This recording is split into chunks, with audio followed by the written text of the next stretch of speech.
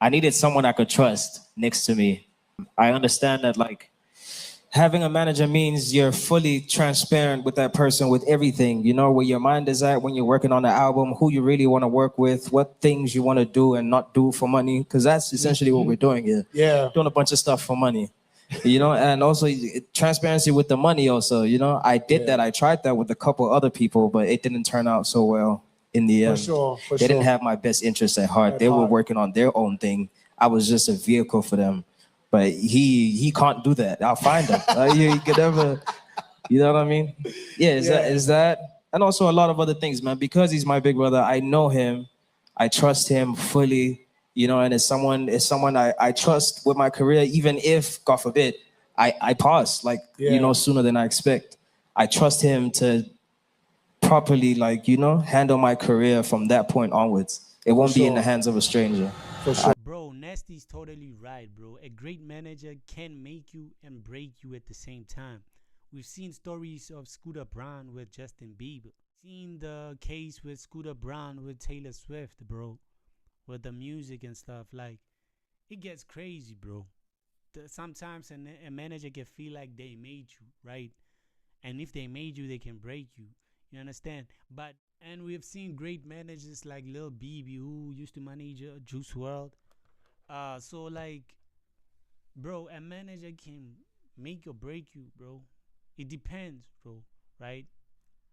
On what type of work they take over, you know, how much work they do.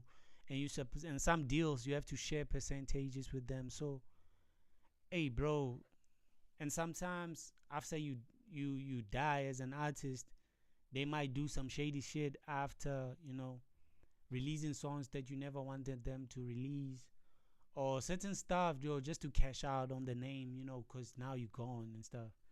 But sometimes it depends, dog. But you have to be careful on the person you bring close to your business, because they can make or break you. So be careful on the manager you choose, you know, and what type of deal and agreement are you in it for, and what type of work are they actually doing on a day-to-day, you know, because there's some managers who take care of your daily stuff, you know, and there's some managers who like are in the business for real. They looking for the endorsement deals and the what, and if they looking for deals like that, you know, or publishing deals, they looking to get a check, bro. And some are, and if you're not, and most artists, we like to focus on the music and forget the business stuff. And some managers, if they see that you're not hands on the business stuff, you're not registering your stuff, you know, like you're not registering your stuff at Sambro and stuff, they can write their own name there and be collecting checks that you don't know about. Maybe you don't know what publishing is, and they know how to fix the stuff, you know, they know how to submit the music, they know how to do all the admin stuff, the boring stuff that we know in the music business. Is those are tedious tasks, bro. Registering each and every song and stuff, and sending the song to Capasso, Sambro, and they like, you know, it's that job is tedious, and it's boring. It's not creative like we used to. You understand? And if you neglect that side, and that artist or that manager is aware that you don't know your you don't know your the music business properly, you don't know the admin stuff, they can take an advantage of you and write their own name and cashing on publishing check, and you focusing on the streaming, you don't know the other sides, you don't know how much you make per gig. You understand? They can charge 50 and they told you that they charge 30, and now you understand, if you don't know your business and you don't know what's really going on behind the scenes, you might get scammed, bro, by your own people, your own manager.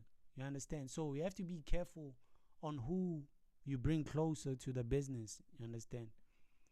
And sometimes they might not advise you on certain stuff, and sometimes they might have a problem with a certain manager at a certain radio station, and you don't know, and your song is not playing on that big station just because they have beef with the person at the station, you know, and now you understand certain stuff, dog.